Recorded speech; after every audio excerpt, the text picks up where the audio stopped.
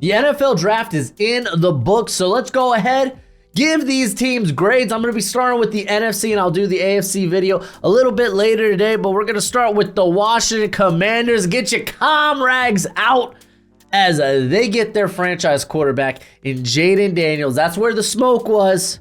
Jayden Daniels, we were asking, who? We know it's quarterback, but who? Guess where there's smoke, there's fire. They get Jayden Daniels, and I really like how they start the second round, grabbing DeJean, Johnny Newton.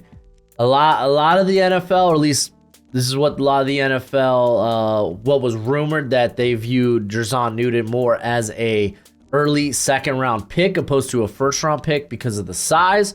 Regardless, they get him here, and I think it's exceptional value. On top of that, you have big contracts in Jonathan Allen, Daron Payne. You could maybe get off one of those contracts in the next year or two. Now with the addition of DeJean Newton, who is also a versatile body type for Dan Quinn. And I thought, man, Dan Quinn doing good in his first draft, and he continued to do so by getting Mike Sainristil. I had him as the 50th prospect on my board, and he goes here at pick 50 for the Commanders. Now, if you're unfamiliar with Dan Quinn, he was known for having like that Seattle 3, that cover 3, but he gets to Dallas, starts running more man coverage, and that's probably gonna travel here. At least I assume so, because Sainristil was probably one of the best, not only one of the best slot corners, but one of the better man coverage corners in this class. Ben Sinnott ends up being the pick here at not 85. 85 is where he was on my board. He goes at 53. It was a matter of not where, but when. When will the next tight end come off the board? Because we knew it was Brock Bowers, and then there was a large gap, a large tier. Ben Sinnott's my tight end too. I'm not gonna fault the Commanders, who had a plethora, like 6 top 100 picks, to go out and get a tight end, given like what they have, like Zach Ertz at tight end. So yeah, they go out and get him. I like that pick quite a bit. I like the Brandon Coleman pick. I'm kind of curious now, will he stick at tackle or will he make the move to guard? He played both there at TCU, but you get a very long offensive lineman there.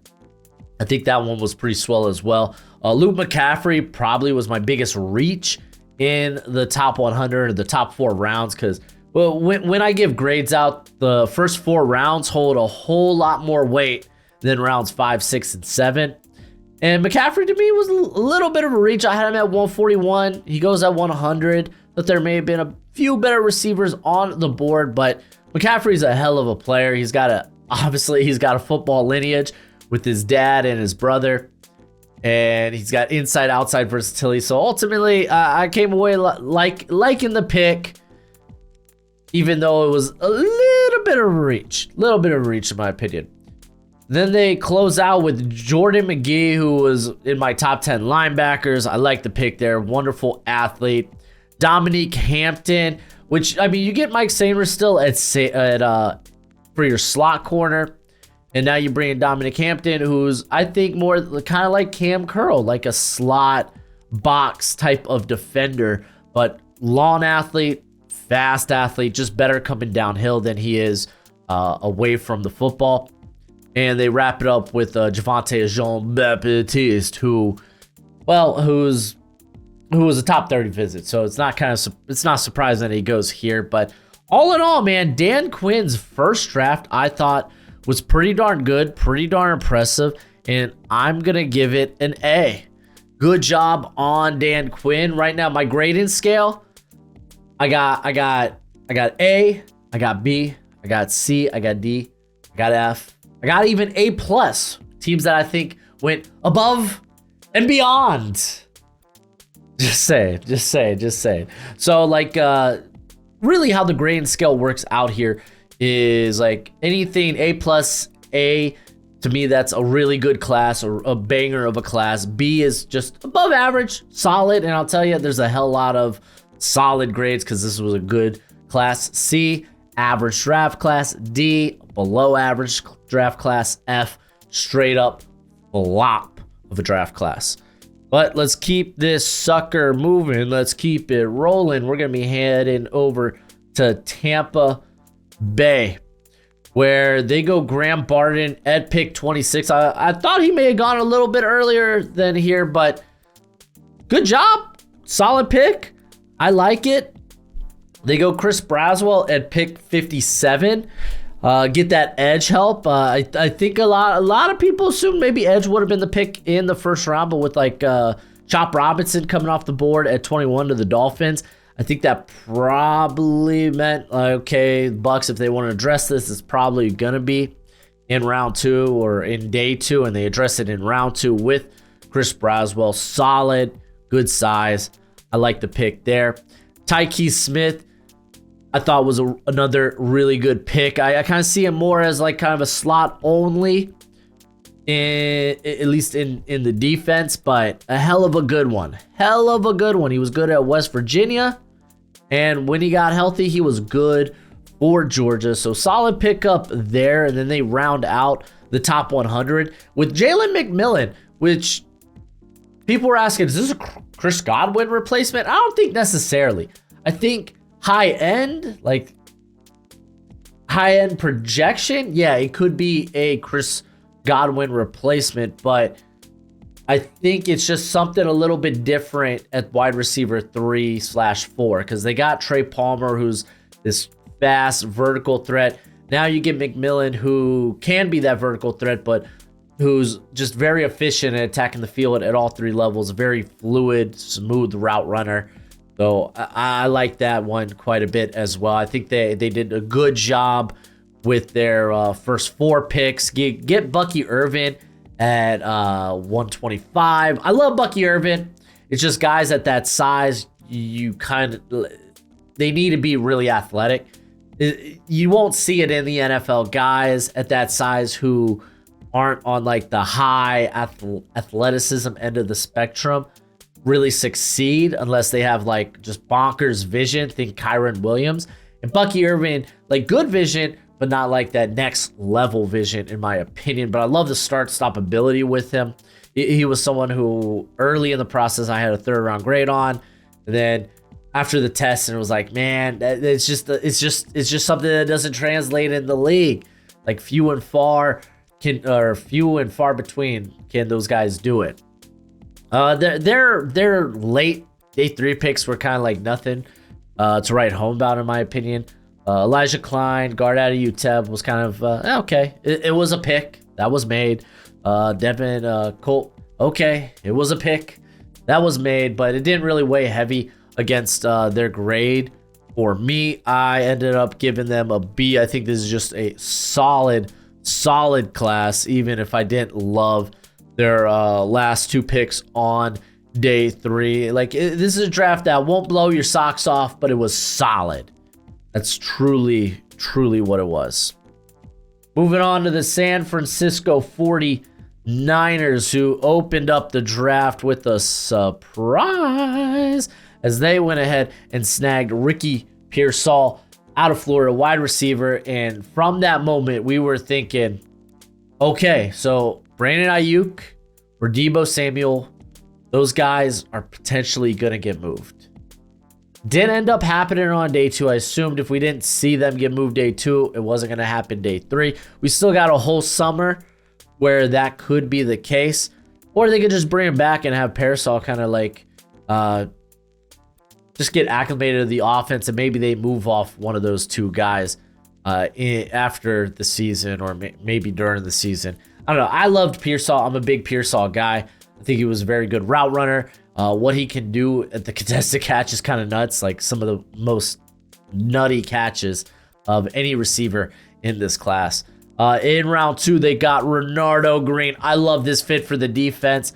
I was a big fan of Renardo Green. I had him at the back end of the 2nd round, and he goes there. Great pick. Getting some competition in there for the cornerback 2 position, because you're getting a guy with Green who can work inside and out as well. Dominic Puni, again, a solid pick. I really thought they probably would have addressed the offensive line a bit more than this, and they do later in day 3. But they get Pooty, who's guard, showed he could play center at the Senior Bowl. So like that guy that played left tackle this past season. So maybe he gives you tackle versatility as well, because we did see them later in the year have quite a few injuries along that offensive line. Malik Mustafa, hell of a pick here. Feels like a 49ers type of safety, a guy that just wants to come downhill and hit the hell out of you, but his athleticism profile tells you, okay, he could maybe be more than that. He could probably play too high. He could probably play center fielder, because there weren't many center fielders in this class. So I like to pick there. Isaac Guerrero, legitimately a good developmental back, high upside. He's big, he's fast. You need to work on the vision with him, but he will be allowed to do that. He will be allotted that, because in front of him is, well, Christian McCaffrey and Elijah Mitchell. And then Jacob Cowan was a fun pick, man. That was fun as hell. Again, dipping at the wide receiver. And I think this was the last pick around 4. So they dip again at wide receiver, getting a speedy, undersized receiver with good yak ability. Because, I mean, that's something the Niners really value among receivers. Show me that yak. Show me them yards after catch, please. They go Jarrett Kingston in the 6th round. I like that quite a bit. I think he was one of the more underrated offensive linemen in this class. I actually had in the video before the draft, I was talking about some of the guys that I like a little bit more than I think the NFL does.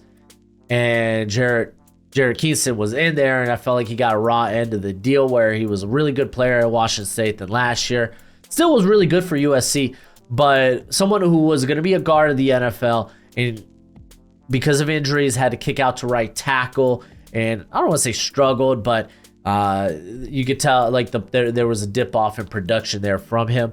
Tatum Bethune for me was kind of a whatever pick. What it is, I wasn't that high on him. He was at 320 on my big board, and you're getting him at the back end of the 7th round. So not gonna lie, I don't really care too much about that. But at the end of the day, man, I think this was a solid draft for the Niners. This was a fine class. I was a little surprised not to see the Niners move Debo or Brandon Ayuk during this, but again, those trades could happen during the summer or even in the season or after the season. We're just going to kind of have to wait and see, but at the end of the day, it was a good class, and I gave it a B. Seattle Seahawks, we're going to stay in the NFC West if you don't mind. And I was kind of thinking they might trade down from pick 16. Ultimately, that didn't happen. They stay put. They took Byron Murphy, who arguably could have been maybe the top defender on the board that time. This was a team that could have used a little bit more talent on the defensive interior. They did bring back guys like, they had Draymond Jones. They bring back Leonard Williams, but now you get Murphy, who he's fast and he's powerful. He's got good enough size. He has actually quite a bit of work in the A gap there at Texas. So I like the pick there. He was 16th on my board. He goes 16. At 81, it broke my heart. Christian Haynes. I wanted him for the Dolphins so bad. Dolphins passed, chose to get a project tackle, which I'm okay with that as well. I'll talk about the Dolphins tomorrow. But they get Christian Haynes. I love the pick. You're going to have to kick him to left tackle. I assume that's where you want him to compete. Or left tackle. Left guard there with Lincoln Tomlinson. We'll see, but he showed the versatility among the offensive line at the Senior Bowl there, where he even kicked into center and had probably some of his best center reps, more so on day 2 and day 3 of practices. Day 1 was a learning experience. Their next 2 picks, though, which kind of would have closed out like this value range, again, rounds 1 through 4. Tyrese Knight, I like the player. I didn't like the value at 118. But I get it. You're linebacker hungry. So you go out and grab him. I thought it's fine. It wasn't anything special. But then they go tight end AJ Barner, and tight ends were starting to come off the board. And I mean, Barner really at this juncture is just a blocking tight end. Can become a little bit more, but I don't know really how high that ceiling truly is. He was 211 on my board. He ends up going at 121. So for me, it was kind of whatever. But golly, their day 3 was actually something to behold. So they reunite the Auburn corners. They go out and get Nehemiah Pritchett. I thought it was great value. He was at 103 on my board. They get him at 136. And then they get DJ James at 192, where he was 166 on my board. And I wasn't high on DJ James. I thought I was definitely among the lowest on DJ James among the draft community. So him going at 192 was a little bit of a shock to me, but I'm not going to argue. That's great value. So they bring in the Auburn corners, guys who were very good in really whatever coverage that was called there at Auburn. But when it comes to the NFL, they probably stand a better chance of being maybe more off coverage corners. More so with DJ James because of the lack of size, but Pritchett probably could come in and play a little bit of press, but I kind of like him with his head towards the ball. And they also grabbed guard, though played right tackle this past year for Utah, Satea Lumea out of Utah. I like the pick there. It was good value. The value was right on the money. Mike Gerald at what was it, Finlay? I can't really tell you much about that. The guy did test well. About it. More of a project tackle. Didn't make my final big board, but again, we're talking about pick 200, late day 3. Doesn't really matter much. All in all, man, I came away really feeling like it was a solid class, especially how they started day 3. Really, aside from reaching in the 4th round twice, I think they did a solid job. I'm going to give it a B. Good on the Seahawks. Move on to the Philadelphia Eagles. And ladies and gentlemen, get your notepads out. Howie gave you a masterclass in why he is him. Straight up. So, 1, he will take value when others pass up on it. Quinyon Mitchell, getting him at 22 without having to make a move, because the reports were there they were looking to make a move up. And it turns out you could just sit at your pick and make the selection. He was my top corner on the board. 2, he will move up for value, and he will do so at a very minimal cost. Like, he moves up to get Cooper DeJean, who, fun fact, was corner 2 for me. And I think it was basically they swapped second rounders. The Eagles' other second rounder became a 3rd, and then they swapped 7th rounders. So a very minimal cost. You only had 1 pick to move up. You only had 1 pick dropping around. Extraordinary cost to get who I thought was a top 20 player in this class at pick 41, or was it 40? Cooper DeJean was pick 40. So he gets my top 2 corners in the top 40. A team that desperately needed some help in pass coverage. Top notch.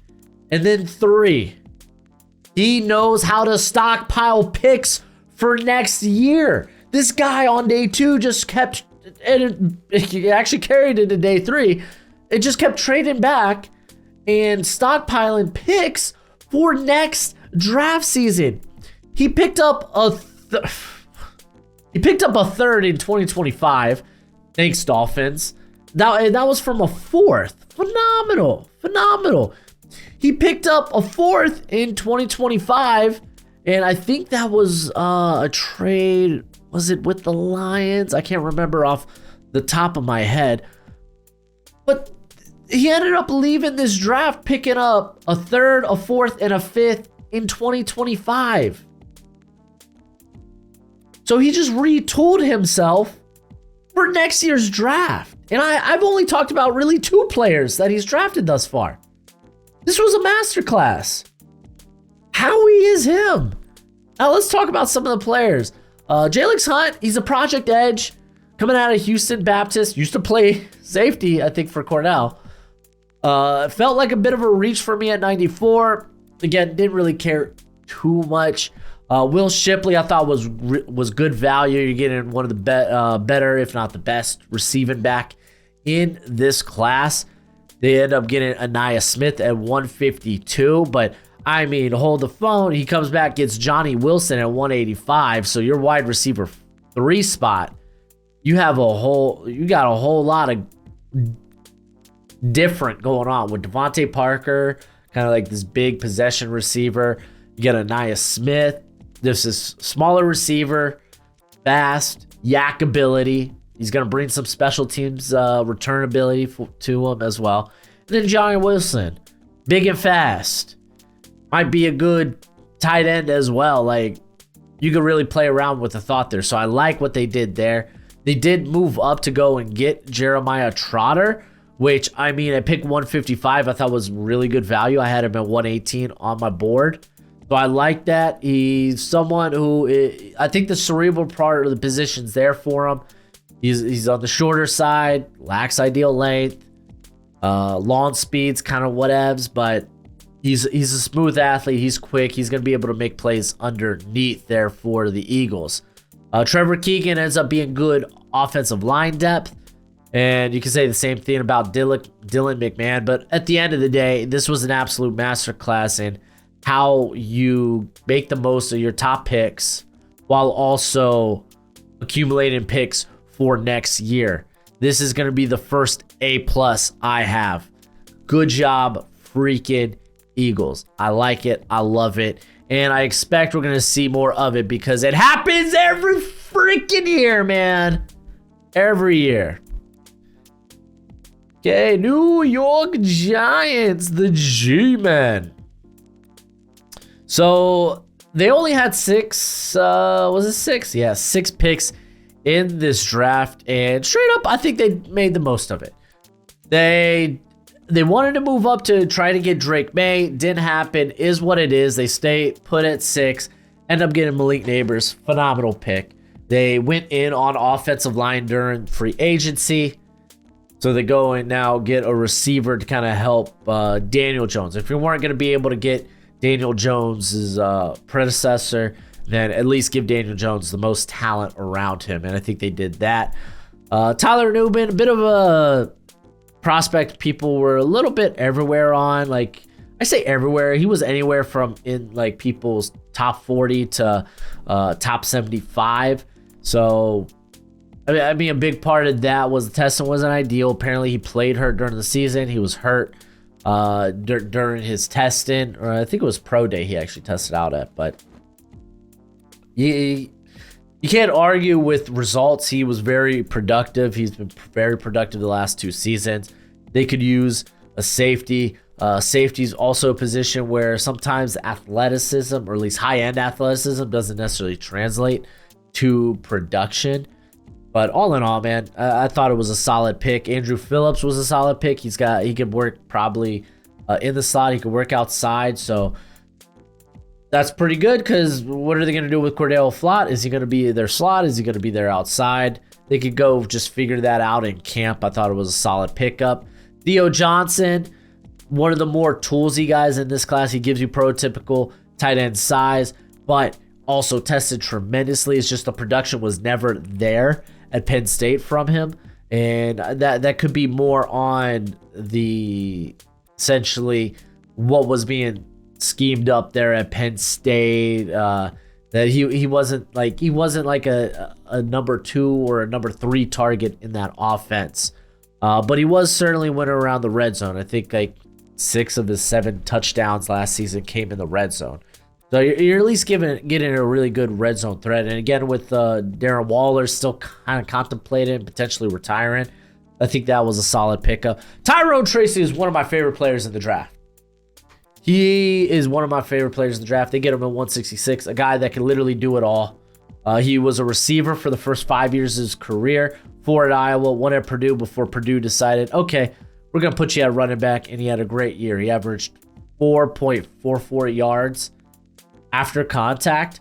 That's in the upper percentiles. You love to see that. Tested well. He was a good pass blocker there at Purdue. Very good receiver, being a guy who, guess what, former receiver. He brings return capabilities as well.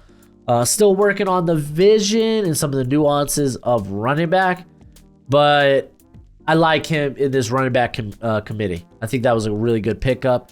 Darius, I think it's Mosau, former Hawaii linebacker, went to UCLA. Little undersized, not much, solid, kind of whatever pick. It's there at the mid to back end part of day 3. All in all, I think the Giants did a solid job. They went out and they addressed their biggest needs that remained after free agency, but they also prioritized positional value early in the draft. I'm going to give it an A. Good job by the Giants. Moving on to the New Orleans Saints. And I really like what the Saints did. Not only did they address high-value positions, but they did so while getting exceptional value. I think this was kind of a masterclass in, okay, we only have 2 picks in the top 150. Well, 3 picks in the top 150 because they had their third pick was exactly pick 150.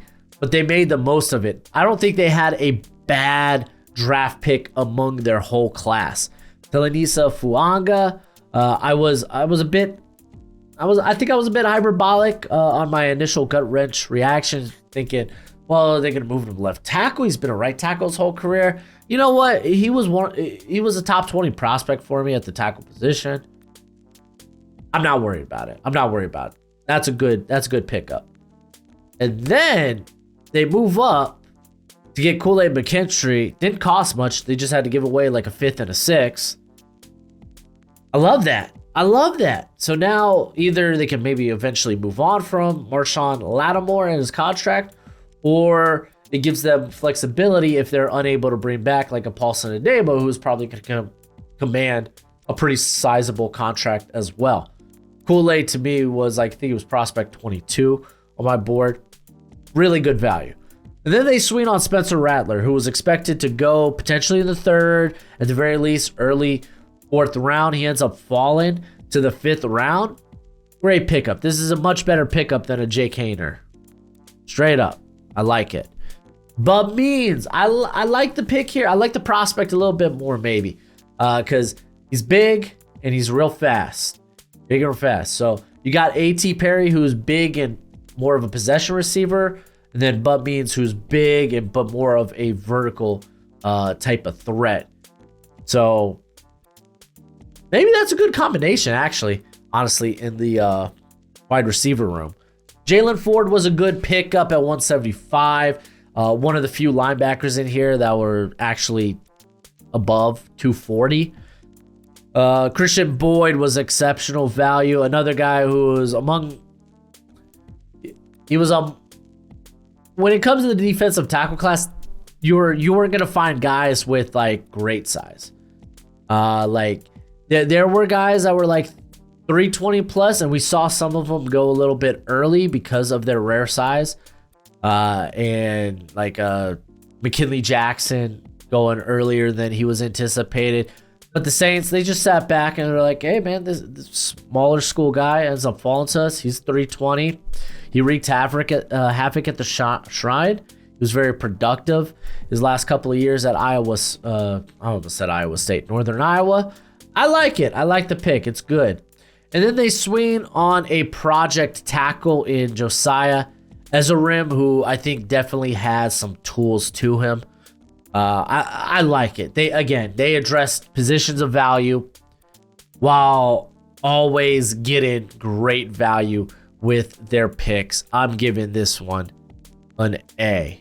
It was a very good class, I think, for the New Orleans Saints, given their situation. Again, only 3 picks in the top 150.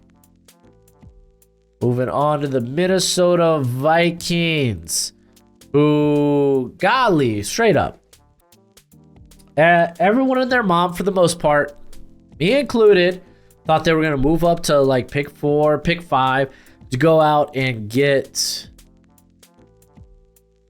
JJ McCarthy, because we thought that was probably they're not going to be able to go and get like maybe a Drake May or Jayden Daniels, whoever they fancied, because a lot of people expected them to go in the first 3 picks. They end up staying put, having to move up for minimal costs from 11 to 10, and they get JJ McCarthy while keeping pick 23. That was kind of the big thing. They didn't want to give away pick 23. So good on them. Good on them. I like that. And then they take pick 23 and they move up to 17. And you know what? It may have been a little bit pricey, but they get Dallas Turner for some people was the top defender in this class. Now keep in mind they gave away their 3rd and 4th next year, I think on top of a 5th, to make that move with the Jacksonville Jaguars. And now you look at their 2025 draft and they only have 3 picks, a 1st and 2 5ths. They will get some comp picks, so they'll probably get a 3rd rounder because of Kirk Cousins, but still, it's not the most ideal situation you're walking into next after this season. But they're gonna have a lot of money in free agency next year, so it's like, okay, I could get the spend into some regard. Regardless, I ended up liking the picks. Kyrie Jackson was a really good pick at 105 or 108, excuse me. He's ready to play now. He's big, got good speed. He's a press corner. He's perfect for Brian Flores. I think he's going to compete for a starting job immediately. Walter Rouse was a fine pick at tackle. You're going to develop him. Maybe he's got the ability to kick into guard. We'll see. They do get a kicker. I kind of called that one. That was a little too easy. Michael Juergens out of Wake Forest. I feel like I was lower. Like, I could have been higher on him. I feel like I could have been higher on him because he had a really good year last year. But at the end of the day, I'm sitting here trying to talk myself into a late day 3 pick. It is what it is. Levi Drake Rodriguez. I know some people probably aren't happy that they didn't address the defensive interior until pick 232. For me, it's kind of is what it is. Levi Drake is a guy that just can get after it. Former edge player. When he arrived at Texas A&M Commerce, kicks in to defensive interior. It's been very productive. I think he got up to 300 pounds and still tests out really, really well at his pro day. At the end of the day, I mean, you really got to weigh it. You really got to weigh it, right? I like what they did in the first round. I don't love that now they kind of thrown away to some regard their 2025 NFL draft. Like, you got the first, you'll probably end up getting a 3rd because of a comp pick, but outside of it, you don't really have much to work with there. But they made good picks. I think I'm gonna give it a B. Like, I like the move up for Dallas Turner. It does feel pricey for me, but I like it. It's not something I walked away like, man, they should have done that. I meant, ooh, I like what they did. Does suck that it cost a little bit. Does suck that it costs quite a little bit. All right, let's move this sucker to, I believe we got the Rams up next on the agenda. Yep, Los Angeles Rams. They took Jared Verse. I love Verse. I was a big Verse guy. I connected that. I was like, hey, these guys are interested in Verse. He ends up going at pick 19, like I said he would. My predictive mock this year, my final predictive mock, wasn't half bad. I think I did a quality job. Braden Fisk, I'm openly going to say I was one of a few that were a bit lower on him. The general NFL draft community kind of accepted, yeah, this guy should be a top 50 pick. I wasn't there. He was a 79 on my big board. I think, honestly, it hurt more that they moved up for him, but it was still relatively inexpensive, I think. I think they only gave away like 2 5ths in that trade. I could be wrong. Don't quote me on that. Suck around with the trade details right in front of me. But at the end of the day, it's like, I get it. Some people were high on this prospect. I may not have been that high, but he fills a position that is going to be sorely lacking after Aaron Donald's retirement. I'm fine. This is where the Rams really pissed me off. Blake Corum. And you might be like, what? Blake Corum's a good pick. Yeah, he's a good pick. I'll tell you why. And I had this meltdown on stream. So in my Dynasty Fantasy Football League, I traded Derrick Henry because he's getting older. And if I could get value for him in a trade, that's great. And Nick Chubb, who I don't know if he's going to be able to really bounce back after the injury. This is like his second or third serious injury during his football career. I traded both those guys to get Kyren Williams. Kyren Williams was going to be my lead back. And then they draft Blake Corum, who honestly is essentially Kyren Williams. This is going to be such a two-back committee. And Blake Corum is going to eat so many red zone snaps. He's taking food out of my Dynasty Fantasy team's mouth. It hurts, but that's still a good pick. I really like that running back group now. And I was kind of surprised. I thought they might go with a bigger, chunkier guy like a Braylon Allen or a Audric Estime. They grabbed Cameron Kitchens there at the back end of the third. I thought that was good. He could compete with Russ Yeast because Yeast ain't anything special. But Kitchens does have the boom bust potential. To me, Brennan Jackson, I wasn't necessarily that high on him. Kind of is what it is, but I get you bring in more edge help, grab Tyler Davis more. So they really tried to get some more depth along that defensive line in general. They do grab the kicker. He was the second best kicker on my board because Will Richard already, I think, was drafted at this point. That's fine. It's a kicker pick. It kind of is what it is. Jordan Whittington, I thought was solid. He's a good yak receiver, more of a slot type of guy, though. That's just where he's functioned for most of his career. But I really love their last two picks on day 3. Bo Limmer, he was in my top 100, fallen. Great pickup. You can develop him there. If things don't work out with Steve Avila at center, I mean, Bo Limmer could always be there waiting. And then they also bring in KT Levinston, who, I mean, I think is going to end up playing guard. But I mean, Alaric Jackson, who I thought was a guy that could end up being a guard convert, they kept him out at left tackle. And not saying he's like anything special or good, but he was manageable. So I don't know, man. Maybe Leviston they keep out at tackle, or even if they kick him in at guard, I think it's good value. I like the Rams draft. Ultimately, again, it was definitely solid. Like I think they did well in the first 3 rounds. I wish they took more shots at position of value, like corner. And they did have like an early slog to their day 3 picks, but they closed it out strong. I'm going to give this class a B for the Los Angeles Rams. But before we get to where are we traveling next? Green Bay, I think. Let me give a shout out to Underdog Fantasy. Just because football season over doesn't mean your betting season is over. Underdog Fantasy, when you sign up, use a promo code Broshmo. They will match your first deposit up to $100. Dues, they have baseball, basketball. They have all kinds of sports, esports even.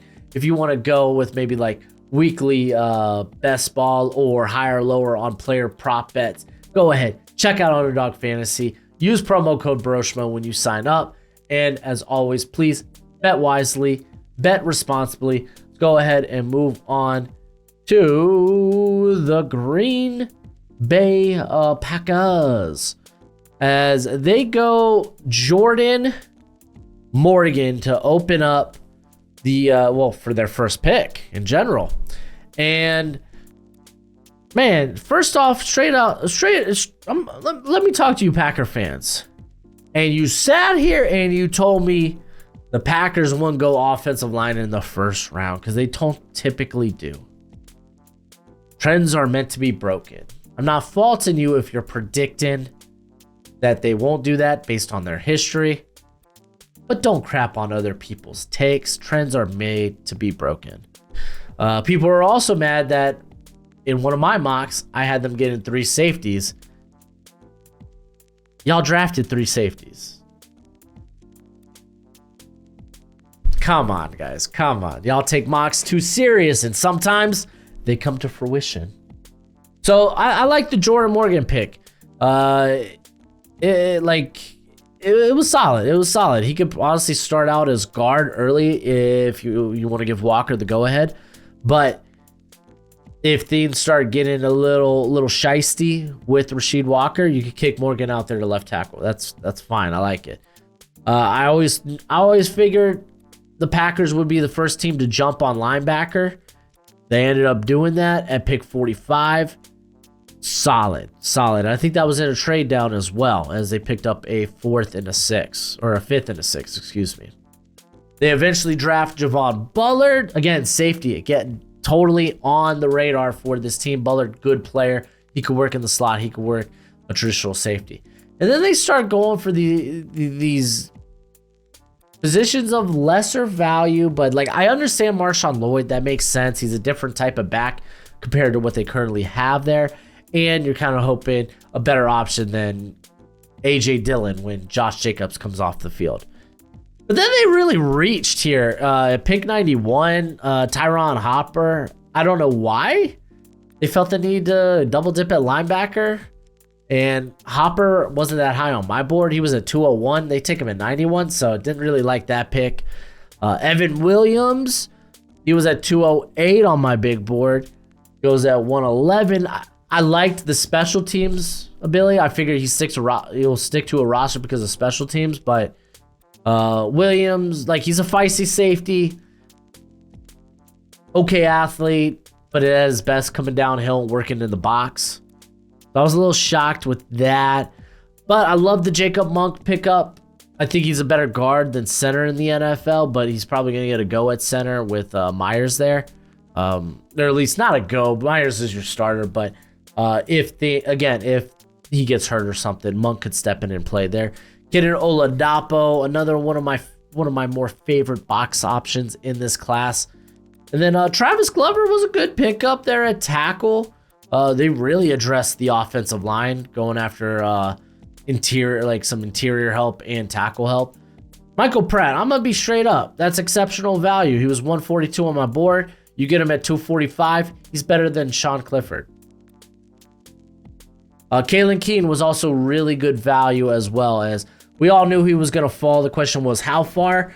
Well, to the point where he was almost not drafted. He goes at 255. But ultimately, when it comes to this Packers draft, I just feel like I'm going to be a little bit lower on it than I thought I would be. But there's no denying that they managed their first 3 picks pretty well. They got good players at positions of need. The Marshawn Lloyd pick is understandable.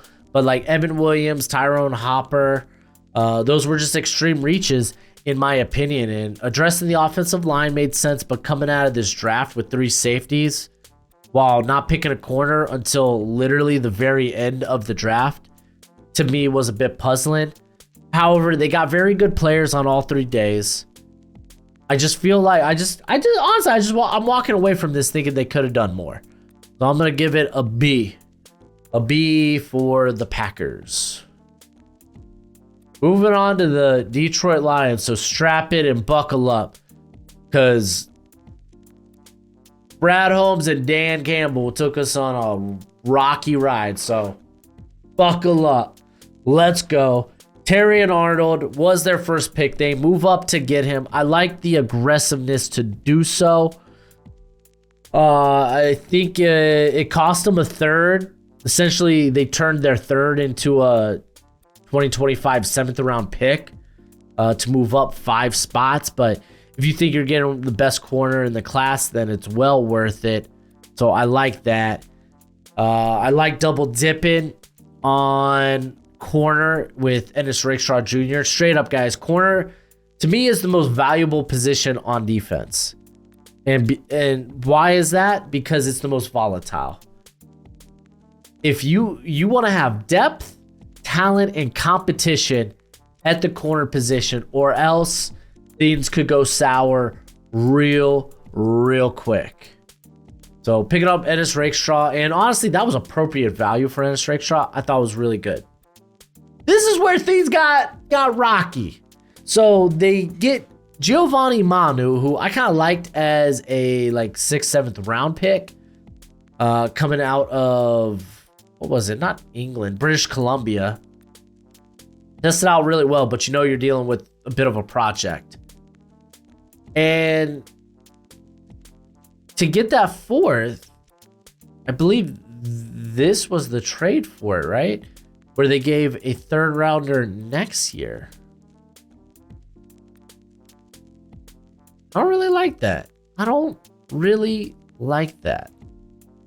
On top of him being a little bit of a reach early in day 3, not in love with that.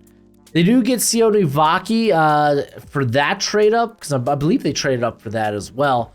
It cost them a 4th next year and a 5th to get that 4th. So I didn't love the trades. He had some good trades. Don't get me wrong. Like, he turned a 6th and a 7th into a 5th, and then went out and got went out and used that to move up and get, I think, Sione Vaki. But like, I don't know, man. It was a little funky. I like the Mekhi Wingo pick. That was really good. You see value falling. Go ahead, take a shot on it. Same with Christian Mahogany. I had Christian Mahogany as a top 75 prospect. Don't know why he fell, but you're getting really good depth there on the interior, especially with veterans such as Glasgow and Zeitler. But straight up, this was a ride and a half. Like, this draft had me feeling all types of ways. Like, there was steals, there was reaches, there were good trades, there were bad trades. Ultimately, I think the Lions come out ahead because they were so aggressive at going after the corner position. And they did take some absolutely ridiculous steals at the back end with Mekhi Wingo and Christian Mahogany. But they gave away their 3rd and 4th for next year. That just kind of leaves a bad taste in my mouth. And they did that to get just a big project player at 126 in Manu. Didn't even talk about Sione Vaki's being drafted to play running back, which that's kind of fun. So watch out. I think that could be really dope. And I don't think it excludes him from playing receiver or safety. Like, again, you're gonna bring him in camp and you're gonna do whatever the hell you want with him. I like that. Ultimately, I'm gonna give this one a B. Like, again, the ride was fun. It was wild. It was fun. But I ultimately go back and I look and I was like, wow, they got really good value at the back end of the 3rd round. Oh, wow, they double dipped on corner and they got 2 really good corners. I think I'm okay with it. Let's move on to the Dallas Cowboys. Oh, man. Cowboys had a draft. They had a draft. So they get Tyler Guyton. Essentially, they ended up moving back. They pick up an extra 3rd, which would turn itself into Cooper Beebe. So already feeling good. Not only you probably get the player that they wanted in Tyler Guyton by moving back, but you also get Cooper Beebe because of it, which I think Beebe's going to play center. I don't know. Maybe he sticks at guard as depth, but maybe he contends at center because limited length. We'll see. I'm kind of curious about that. They grabbed Marshawn Nealon, who I thought was really good value at pick 56. So now there's less pressure to have to like really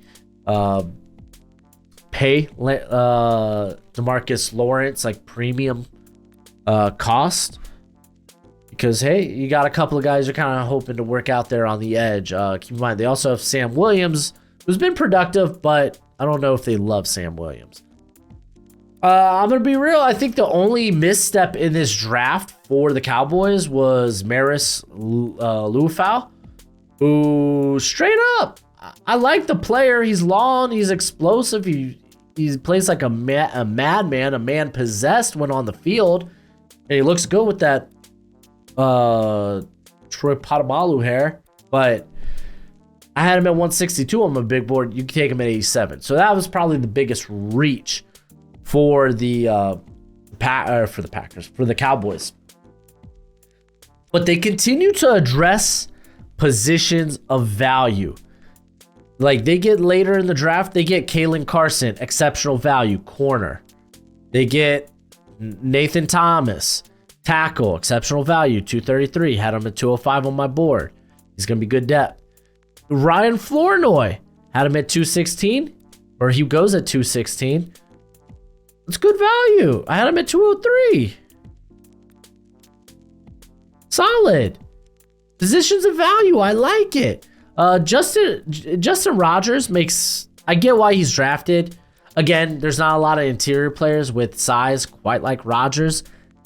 I just didn't love the prospect. It didn't make my final big board, but I get why he gets drafted. And to be fair, I only did a top 30, and he was just on the outside of that. I said top 30. Top 330. Ultimately, though, I think the Cowboys started the draft exceptionally well by trading back, turning a 7th into a 3rd, and using it out on Cooper Beebe, with really just the Luafau pick as the only thing I thought was kind of meh. They did a good job of getting fallen players at positions of value. This is yet another A+ draft. Good on the Cowboys. I like it. I like it. Hey. All right, where else? We're going to the Bears. All right, this will be quick. All right, Chicago Bears. They grab Caleb Williams. No duh. Easy win. Rome Odunze making it in a 9. It wasn't absolute. A lot of people rejected it, but a lot of funny things could happen in the draft. This wasn't one of them. They get Rome Odunze to pair up with Caleb Williams. And you also have DJ Moore and Keenan Allen there. Let's go. Real good. Kieran Amagaji at tackle. Listen, Kieran Amagaji, this is fascinating. This is very interesting. So Kieran Amagaji will give them flexibility on what to do when Braxton Jones' contract comes up. Can they pay them? Are they going to be confident in Amagaji's progress? Or do they just trade him? Because he's a solid tackle in his own right. He truly is. So we could see Braxton Jones maybe traded prior to his contract year, which isn't next year, but the year after. So Amagaji gives you flexibility there. I like that. A guy that's got length, got good movement skills. Traded back into the draft to get Austin Booker, I thought was another good pick as well. So they had to give away a 2025 4th round pick to move up, to move into the 5th to grab Austin Booker. But good. Austin Booker, I thought, should have been gone after this. He was a top 100 prospect for me. I get it, he was a developmental guy, but still, from what you've seen, either at the Senior Bowl or while he was with Kansas, because he didn't really play at Minnesota, is encouraging. You just feel like, okay, we just need to develop that guy. They drafted a punter. I don't really care. I'm the guy that's like, I don't think you should draft punters or kickers. That's just my opinion. Doesn't really ultimately affect their grade. A+ draft. Good on the Bears. Again, truly astounded that they were able to get both Williams and Odunze. That's an automatic win. It just is. All right. Carolina Panthers. We're down to the end of the road here, guys. I mean, I spent a lot of time talking about this. Hopefully y'all have enjoyed this. All right, Carolina Panthers. They go grab old Xavier Leggett. I don't have the actual pronunciation of the last name because he definitely said it differently. But then again, he talks differently. I love that Southern twang, dude. I lived in New Orleans for a little bit, and I've heard some of that hillbilly French. I like it. I love it. Xavier Leggett was one of my favorite players and one of my favorite stories, journeys in this class. They move up to get him, and honestly, it costs close to nothing. I like it. Good on them. Like, ultimately, their class, I think, is pretty darn good. Like, Jonathan Brooks, good player. They did just say, hey, screw these 2/5. Ta-ta, bye-bye 2/5. Bye-bye 2/5. Bye-bye. Kind of is what it is. So, yeah, like, I get it. You're moving up ahead of the Giants because you assume the Giants take a running back. For some people, like, I was a big Trey Benson guy. I get it. Some people really love Jonathan Brooks in this class. They end up grabbing Brooks. That's fine. It's fine. Nothing more than fine. Trevin Wallace, someone who can't really start now. He just doesn't. He won't have that impact. He just won't. Sorry, not sorry. Like, I love the tools. I love the length. This is appropriate value for him as well. Like, don't get me wrong. Don't get me twisted. It's solid. And I get it. Dan Morgan was going to come in this class and get himself some linebackers because he also went out and you probably don't see on the screen. He also went out and got Michael Barrett, who I like Barrett. Probably a blitzing linebacker early, limited in size, but they got him with good value. So, like, okay, that's fine. That's cool. They grabbed Jatavion Sanders. Adequate value. They got him at 101. He was a lot higher on some people's boards. I had him at 104. Great. Shaw Smith-Wade. Dude's an absolute dog. I'm glad you addressed the corner position. I think he plays in the slot. He's just a little undersized. I think he ends up being a slot player in the NFL. Jaden Crumdy, he's got some upside to him. Coming in like 6'4", 301, 302. So, but he's got a frame that could put some more mass on it. Like, ultimately, this isn't a bad class. Like, and don't get it twisted. But it left me wanting so much more. Like, they made the moves, like trading back into the first to get Xavier Leggett at a cheap cost, moving down with the Rams and landing a second round pick next year. Because that was a part of that pick where that's right, because the Rams came up to get Braden Fitz. So like Carolina, they moved back, pick up an extra second round pick for next year. And then they spend 2/5 to get moved back up to get Jonathan Brooks. So like I kind of wish they took more positions of value aside from receiver at their first pick. Like, the move to get Jonathan Brooks was relatively cheap, but again, I was kind of wishing that move resulted in something maybe more valuable than a running back. Like, this draft ultimately just feels okay to me, and that's fine. There's nothing wrong with that. Like, maybe I should cut him a little slack because getting second rounder in 2025 is kind of big, but I'm gonna give it a C. Maybe I'm being a bit harsh here. This could be on me. You let me know in the comment section below. But it's not like I dislike these players. I very much like Xavier Leggett. I like Jonathan Brooks. I like Trevin Wallace, Jatavion Sanders, Shaw Smith-Wade. It just doesn't feel like they really hit positions of value here. Again, just some guy's opinion on the internet.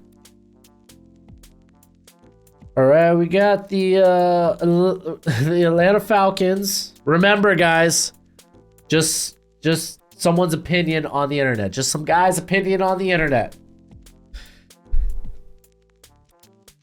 Let's do it. The Atlanta Falcons. They trade, or they stay put at 8, and they get Michael Penix Jr.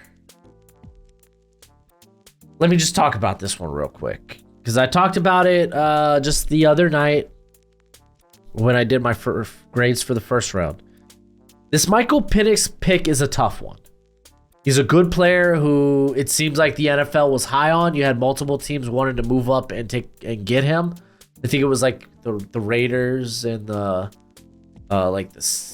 Broncos, Seahawks. I don't know. I can't remember off the top of my head, but he was definitely wanted in the first round. Though it seemed a little high for me, there's no denying he was wanted by the NFL in the first round and early in the first round. But when it comes to Atlanta, I think you stand more to gain by getting more draft capital in this draft and next draft than just drafting Michael Penix. I think, okay, if teams are interested in him, okay, come take our pick. Give us more draft capital, please. Because keep in mind, Kirk Cousins is their starter. He's at least their starter for the next 2 years. Because his money is fully guaranteed. Fully guaranteed through 2 years. He is the starter. And I get people want to make the comparison. It was like, well, this is like what the Packers did with Jordan Love. Nah, it is not. For one, Jordan Love was 21 entering his rookie year. Michael Penix is 24. Another thing, the Packers did that at the back end of the first round, not in the top 10. It is not the same thing. You could be like, okay, this is like the model in terms of, okay, we're going to get this quarterback, we're going to develop him, and then when Kurt's time is up, bam, we got our franchise quarterback. That's I get the model, but it's not the same situation. Don't get that twisted. Don't get that twisted. I just don't get it. I get some people are like, well, now we have a high-end backup and potentially our franchise quarterback. I don't think you get a high-end backup in the top 10. I don't know. I think maybe taking advantage of some teams who are really high on Penix, taking advantage of them and getting really good draft capital was probably a better option. Now, things don't get much better to open the second round. I love Ruka Rohoro. I think he was like interior 4 for me. He's a bit raw. He needs some polish, but lots of upside when it comes to Rook. The trade was crap. The trade was absolute crap. You overpaid. You lose a third rounder to move up and get Ruka Rohoro, who, like, guys, straight up, I had him at 51 on my big board. You move up and get him at 35. To be fair, this caused a run among defensive interior prospects. But you move up, honestly, marginally. You throw away a third round pick. Listen, this is a tough way to start off the draft. Truly is. But it gets better. Like Braylon Trice, that's a good pick at 74. I like that. Brandon Dorless, that's a good pick at 109. Good. That's good. He's a bit of a tweener. Maybe he ends up being kind of a big edge for this team, but I like the pick. It's about the appropriate range. JT Bertrand they took him a little higher than where I had him on my board, but there's no doubt in like the leadership this guy brings to the table. And we saw a guy like Nate Landman last season for Atlanta be very productive despite not being like the best athlete, and that's kind of Bertrand. We got Jace McClellan. I don't know why they're taking a running back. You got Tyler Algier and Bijan Robinson. I don't know why you need to go grab a running back. Chase Washington, that was a little early for me. Like, good player, struggles to separate. Good route runner, though. I think part of that's just lack of actual quicks. But he's got some explosiveness to him. Zion Log, did make my top 330. Felt like a bit of a reach. Like, straight up, all in all, like, there's some players I like here, especially among, like, I like Penix, I like Rohoro, I like Trice, I like Dorless, I like Bertrand. I really like McClellan too. It's just McClellan did make sense, but it's like a mid to late day 3 pick. That's kind of what it's whatever. It's just I didn't like how they worked this draft. So I'm gonna give it a D. You can talk to me in the comment section below about it if you feel a different way. But like, I feel like not to maximize on. I get it. Kirk Cousins coming off injury, but not like you pay him all that money and not to maximize his years by using that pick, either to get more draft picks or on getting some defense. Kind of puzzles me. Just burning a third round pick to move up to get Ruka Rohiro puzzles me. So I don't know. Let me know in the comment section below. All right, Atlanta, we're done. We're gonna go with the Arizona Cardinals to finish this off. Gonna rinse that taste out of my mouth just real quick. There we go. All right, Arizona Cardinals. There we go. Marvin Harrison Jr., no-brainer pick. Great there. They get Darius Robinson, a little higher, but he was a top 50 prospect for me, so you expect those guys to go in round, like at the back end of the first round, because typically teams at the back end of the first round their second round picks are at the back end of the second round. So if they don't believe that player is going to make it there inside their top 50, they'll just take him there at the back end of the first, which is fine. It's fine. And then Monty got it to trade in, picked up that extra third from the Atlanta freaking Falcons, and did a good job, dude. He grabs Max Melton in the trade down at 43, gets Trey Benson, who I love, and is a radically different back compared to James Conner. So now you like Conner, a guy who has really had a big workload in Arizona, but injuries have kind of caught up because of that. I love the pickup of Trey Benson. He was my top running back in this class. I felt like Isaiah Adams and Tip Ryman were a bit reaches here. I had those guys more as early day 3 picks. They get him here at 71 and 82. Kind of is what it is. But then they grab Elijah Jones. Good pick at 90. Ended strong at 104 with Rabbit Taylor Demerson. And that would conclude their rounds 1 through 4. And they do a good job on day 3 at attacking positions of value. Xavier Thomas, good pick. Christian Jones, good pick. Tejan Palmer, the UAB wide receiver, great size, great length, good speed, good pick. Wide receiver, Jayden Davis, not on my board, but hey, he's a hurricane corner. He can't be terrible. It's corner. It's a valuable position. It's a good pick. Cardinals did really well. They attacked valuable positions along with a very nice trade down that got them that extra third round pick. They had really only 2 picks that I thought were really reaches in Adams and Ryman. And they continued to attack positions of value in the draft. This is a team this is how you rebuild. This is how you add more talent to the roster, by attacking high value positions. I gave it an A. Good job by the Arizona Cardinals. I keep wanting to call them the Falcons. I don't know why. Probably because of that trade.